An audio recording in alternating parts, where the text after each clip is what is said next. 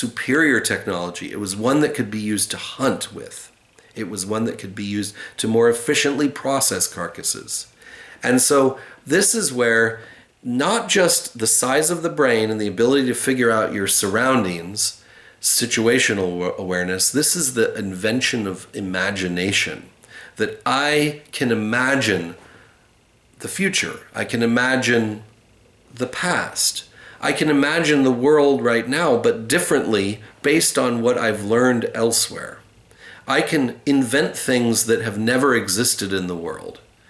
Now, if you look around your surroundings right now, live in a world that we're inventing, that we're creating. We build houses. So that's why I say that this is an extremely important shift in human history. That Homo erectus made these Acheulean tools that were really superior in so many ways to Oldowan technology, which was super simple. I mentioned before, you could make an Oldowan tool. I'll bet you couldn't make an Acheulean hand axe. These things are really even beautiful. They're indicate sophisticated knowledge of stone and the way percussion works on and fractures stone, what kind of stones you use, and also what the end result is going to be as a useful tool. It would take a lot of trial and error, a lot of practice, and a lot of imagination on your part, and my part, to invent something like this. It would take probably a lifetime, in fact, for you to get good at it. But they were doing it pretty habitually, which means they were probably also training each other. They were teaching each other, which means that we're talking about communities, and we're also talking about how objects become indicative of a group, right? Now, this I'm going to move on from this. We'll come back to some of these culture history moments now, increasingly in this course, but.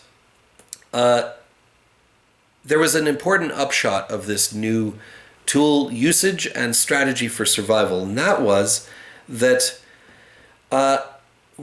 if you want to go out after meat, you hunt it. But what do animals do that you're hunting, right? They run away, right? They run down. So having a long stride allows you to chase them down. This is something that one of the few things that humans are physically good at is long distance running. And that's probably because we would wound an animal with some kind of a weapon, and then we wouldn't chase it down, or we wouldn't run it down. We would just tire it out. We would keep on it, press on it, and a wounded, panicking animal eventually is just going to run out of steam. And then you got it, right? Then you got it. So this seems like this is moving from Australopithecines and Homo habilis being scavengers that were making the most of meat to Homo erectus that's hunting the meat. But part of that hunting probably led them out of their natural habitat, or their habitat of origin, right? So they started to access these savannas and plains of Africa and moving through following herds of animals, sometimes migratory. And there were no national borders. They didn't care about that. The Arabian Peninsula was much wetter and more lush at that time. So it looks like they started to spread out of Africa as well. So we start to see pretty soon after Homo erectus first emerges in Africa, about 1.8 million years ago. By 1.77 million years ago, in the country of Georgia, in Central Asia, we have evidence for Homo erectus at a site called Dmanisi. And then not much long after that, at about 1.6 million years ago, you get, 1.8 million years ago, although there's some dispute of the dates, maybe a little bit later than that, you have fossils from Java in Indonesia, so an island.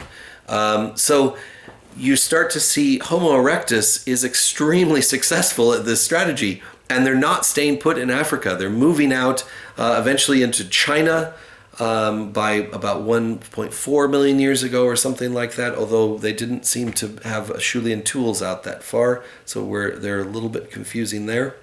And it seems as though even though we have these hot spots that I've talked about in Africa, we've got a few sites in China, Central Asia, Eastern Asia. We have also in Israel, and we're now getting some evidence from the from Ubeda at 1.4 million years ago in Israel, but also the Arabian Peninsula is starting to pick up as a new place where people are looking at Homo erectus emerging, or spreading to, I should say.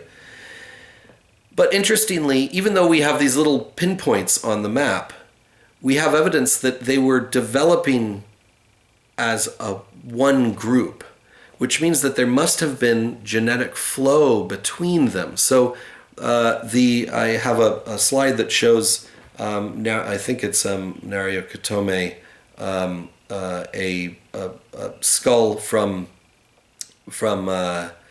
Africa that looks very similar to a Homo erectus skull from Indonesia.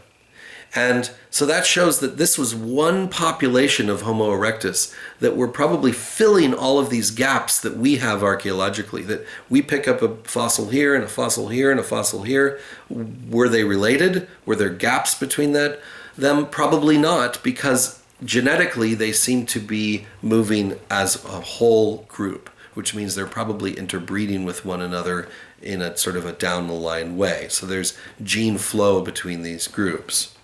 So Homo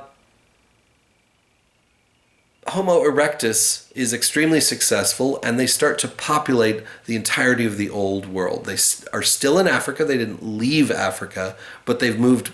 Some of their population has moved beyond.